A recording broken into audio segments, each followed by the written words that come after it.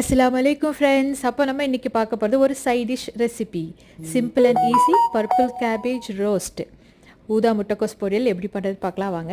நல்ல நீல வாக்கில் நைஸாக கட் பண்ண கேபேஜ். ஒரு கடாயில் கொஞ்சமாக எண்ணெய் ஊற்றி எண்ணெய் சூடானதும் கடுகு கொஞ்சம், ஜீரகம் கொஞ்சம், நைஸாக கட் பண்ண வெங்காயம், கருவேப்பிலை, காரத்துக்கு இப்போ பச்சை மிளகா எல்லாத்தையும் போட்டு நல்லா ரோஸ்ட் பண்ணிக்கோங்க. ரோஸ்ட் பண்ணதில் நம்ம கட் பண்ணி வச்சுருக்கிற பர்பிள் கேபேஜ் எடுத்து போடுங்க. தேவையான அளவு உப்பு, லைட்டாக சாட் பண்ணுங்கள், ரொம்ப பண்ண தேவையில்லை. சிலர் லிட்டு க்ளோஸ் பண்ணி வைப்பாங்க, சிலர் அப்படியே வைப்பாங்க. நான் க்ளோஸ் பண்ணியே வச்சுட்டேன் கொஞ்சம் வேகட்டுமேனு. அதுக்கப்புறம் ஃப்ரெஷ் கோகோனட் இருந்தால் போட்டுக்கோங்க. பட் நான் டெசிகேட்டட் தான் யூஸ் பண்ணியிருக்கேன், என்கிட்ட ஃப்ரெஷ் இல்லை பை த டைம், அதனால் நான் இதான் யூஸ் பண்ணியிருக்கேன்.